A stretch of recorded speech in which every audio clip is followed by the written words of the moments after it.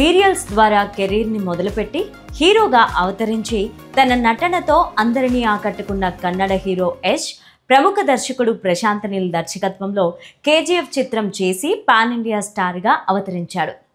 KGF chapter 1 అంటూ 2018లో వచ్చిన action thriller movie ప్రేక్షకులను విపరీతంగా ఆకట్టుకుంది.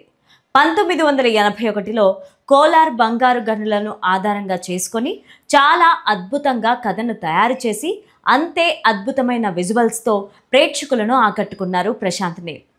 ఈ సినిమాకు కొనసాగింపుగా కేజీఎఫ్ చాప్టర్ 2 విడుదలైన విషయం అయితే అందరికీ తెలిసిందే.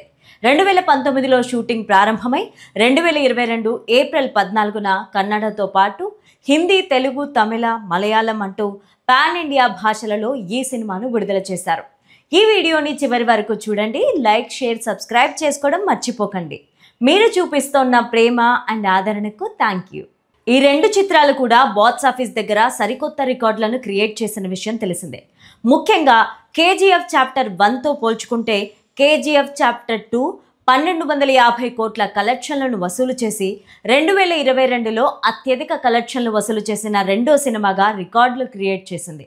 అలాగే కోవిడ్-19 తర్వాత 4000 స్క్రీన్లను దాటిన మొదటి చిత్రంగా పేరు దక్కించుకున్న ఈ సినిమా నైజాం ఏరియాలో మొదటి రోజు 9.68 కోట్ల షేర్లు వసూలు చేసిన చిత్రంగా కూడా రికార్డు క్రియేట్ చేసింది.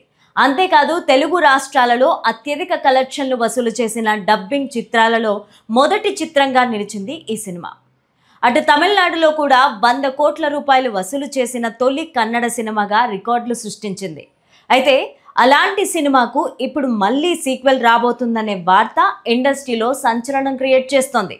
ఇక విషయంలోకి వెళ్తే కేజీఎఫ్ చాప్టర్ 2 క్లైమాక్స్లో చాప్టర్ 3 ఉంటుంది అంటూ మేకర్స్ కన్ఫర్మ్ చేసిన విషయం తెలిసిందే.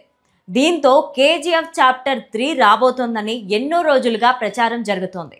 కానీ ఎప్పుడు మొదలవుతుంది అనే విషయం పైన ఎటువంటి అప్డేట్ లేకపోవడం గమనించాలి. అయితే ఇప్పుడు సడన్గా తుఫాన్ వచ్చి మీద పడ్డట్టు కేజీఎఫ్ చాప్టర్ 3కి సంబంధించిన ఫైనల్ డ్రాఫ్ట్ ప్రశాంత్ నీల్ సిద్ధం చేశారు అంటూ ఒక పోస్టర్ సోషల్ మీడియాలో సంచలనంగా మారింది. ఇక విషయానికి వెళ్తే బుధవారం ప్రశాంత్ నీల్ ఇన్స్టాగ్రామ్లో పోస్ట్ చేసిన పోస్టర్ సోషల్ మీడియాలో వైరల్గా మారింది. మొత్తానికైతే కేజీఎఫ్ చాప్టర్ 3 కూడా రాబోతోంది అంటూ ఒక పోస్టర్ సోషల్ మీడియాలో దర్శనమివ్వడంతో అందరూ సంతోషం వ్యక్తం చేస్తున్నారు. అయితే మరి కొంతమంది దీనిపైన అనుమానాలు కూడా వ్యక్తం చేస్తున్న విషయం తెలిసిందే. దీనికి కారణం ఇన్స్టాలో పెట్టిన పోస్ట్ నిజంగానే ఆయన అధికారిక ఖాతా నుంచి వచ్చిందా లేక ఫేక్ అకౌంట్ ద్వారా వైరల్ చేస్తున్నారనే చర్చ జరుగుతోంది. అయితే ఇప్పటి వరకు అధికారికంగా ఏ ప్రకటన వెలువడలేదు కాబట్టి ప్రస్తుతం వస్తున్న ఈ వార్తలు అవాస్తవం కూడా అయ్యుండొచ్చని కొంతమంది కామెంట్లు చేస్తున్నారు. ఇటు ప్రశాంత్ నీల్ ఎన్టీఆర్తో చేస్తున్న డ్రాగన్ సినిమా షూటింగ్లో బిజీగా ఉన్నారు. అలాగే ప్రభాస్తో సలార్ 2 సినిమా కూడా పూర్తి చేయాల్సి ఉంది. ఇక మధ్యలో మరో సినిమాను ప్రకటిస్తారా లేక ఆ రెండు సినిమాలు పూర్తయిన తర్వాతే నేరుగా కేజీఎఫ్ చాప్టర్ 3ని సెట్ పైకి తీసుకెళ్తారా అనే విషయం పైన క్లారిటీ రావాల్సి ఉంది. డైరెక్టర్ ప్రశాంత్ నీల్ పేరు వింటే మనకు కేజీఎఫ్ చాప్టర్ 1, 2, ప్రభాస్, సలార్ వంటి బిగ్గెస్ట్ హిట్ మూవీస్ గుర్తొస్తాయి. కానీ ఆయన కన్నడలో ఉగ్రం అనే సినిమాతో ఇండస్ట్రీకి ఎంట్రీ ఇచ్చారు. శ్రీమురళి హీరోగా నటించిన ఈ మూవీ 2014లో రిలీజ్ అయి సంచలన విజయం సాధించింది. దీంతో ఫుల్ పాపులారిటీ సంపాదించుకోగా కేజీఎఫ్, సలార్ మూవీస్తో ఆ సినిమా పైన హైప్ పదింతలైంది. ప్రస్తుతం మ్యాన్ ఆఫ్ మాసెస్ ఎన్టీఆర్తో డ్రాగన్ తీస్తున్నాడు.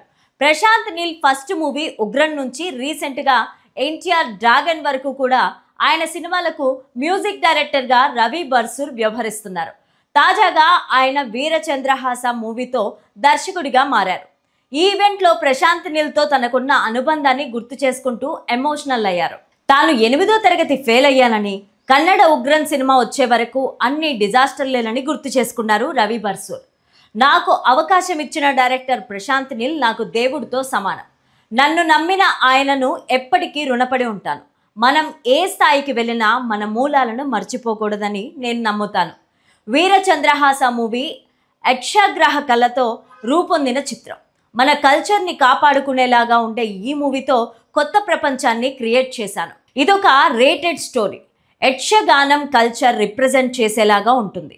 ఇక ఈ ప్రాజెక్ట్ నా 12 ఏళ్ల కళ. సక్సెస్ సాధించిన ప్రతి ఒక్కరికి స్టోరీ ఇందులో ఉంటుంది. జీరో నుండి హీరోగా ఎలా అవుతారనే డెడికేషన్ ఈ కథలో చూపించారు. ప్రతి ఒక్కరికి కనెక్ట్ అవుతుంది. ఓ మూవీ చేయడంతో దాదాపు 4,000 మందికి ఉపాధి కలుగుతుంది. మ్యూజిక్ చేయడంతో వచ్చే డబ్బును సరైన మార్గంలో ఉపయోగించాలనే ఉద్దేశంతో ఏడాదికి ఒక సినిమాను దర్శక నిర్మాతగా చేయాలని లక్ష్యంగా పెట్టుకున్నాను అని చెప్పారు. ఇది నా 6వ సినిమా. దీని ద్వారా కొత్త వాళ్ళను ఎంకరేజ్ చేస్తానని చెప్పారు.